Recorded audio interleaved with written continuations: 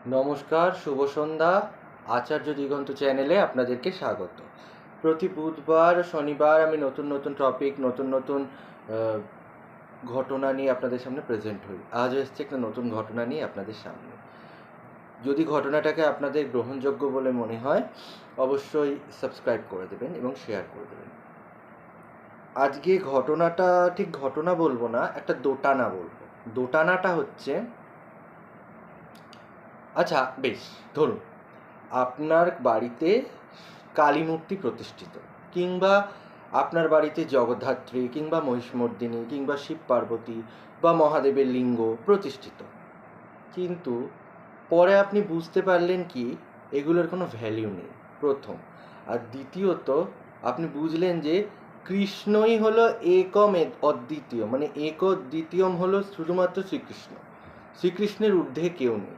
তাহলে এতকাল ধরে যে আমরা এত দেবদেবী, এত পুজো পাঠ, এত আড়ম্বর করে আসছি, এগুলো কি সবই মিথ্যে, সবই কি বৃথা?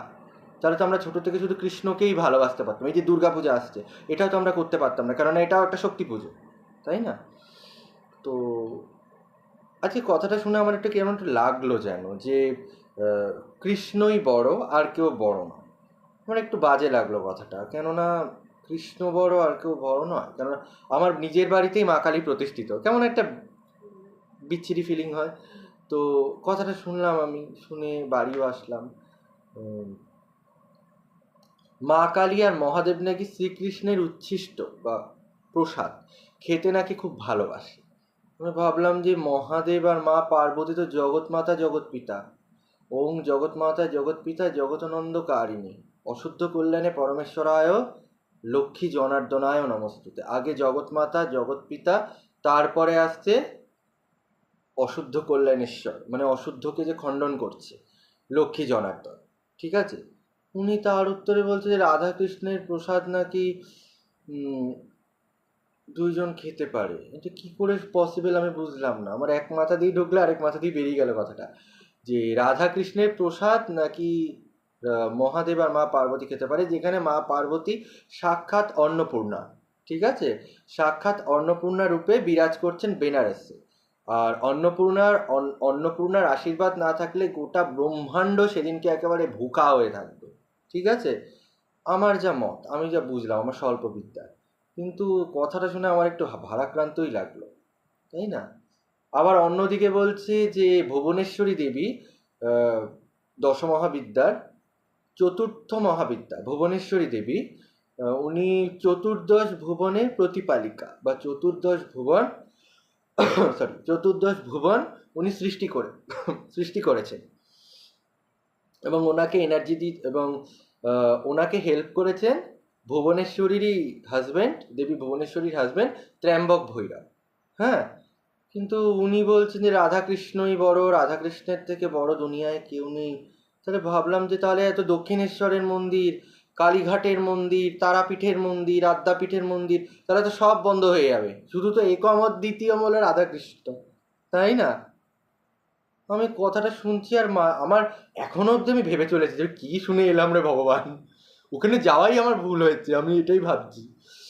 তো কি শুনলাম আমি, সেই দেখুন, ভগবানকে আমি ছোট করব না।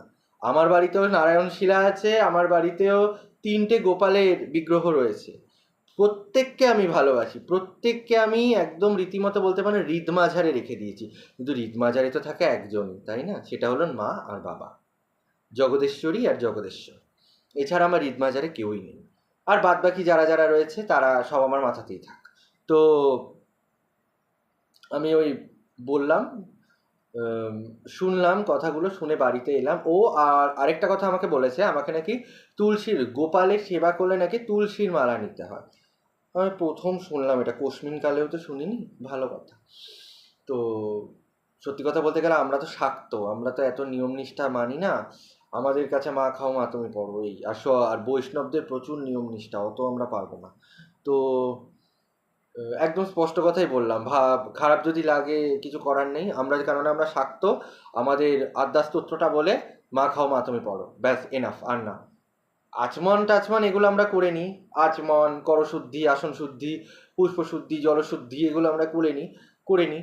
কিন্তু তাই বলে আহ, রাধাকৃষ্ণই একমত দ্বিতীয়ম, বাকি সব জলে ফেলো, ওই রকম ইসে আমাদের মধ্যে নেই। তো যদিও এখন আপনাদের হাতেই ফেললাম, আমার মূল বক্তব্য কে বড়, উনি বড় নাকি শ্রীকৃষ্ণ বড়, তাই না? শ্রীকৃষ্ণ যদি বড় হয় তাহলে উনাকে কেন রাখা হয়েছে, তাই না? আমার মেন বক্তব্য এটাই। যেখানে চণ্ডীতে বলছে ওম সৃষ্টি স্থিতি বিনাশানং শক্তিভূতে সনাতনী গুণাশ্রয়ে গুণময়ে নারায়ণী নমস্তুতে, সৃষ্টি করছেন উনি, পালন করছেন উনি, সংহারও করে দিচ্ছেন উনি, তাহলে কেন খামোকা ওনাকে উচ্ছিষ্ট খেতে হচ্ছে? আমি তো বুঝে উঠতে পারছি না। রাধা গোবিন্দের প্রসাদ নাকি উনি খান? আমি বুঝলাম না কথাটা ঠিক। তো আমার অনেকে আপনারা গুরুজন আছেন, বয়োজ্যেষ্ঠ আছেন, বৈষ্ণবও থাকতে পারেন, আবার অনেকে আহ, শৈব থাকতে পারেন, শাক্ত থাকতে পারেন।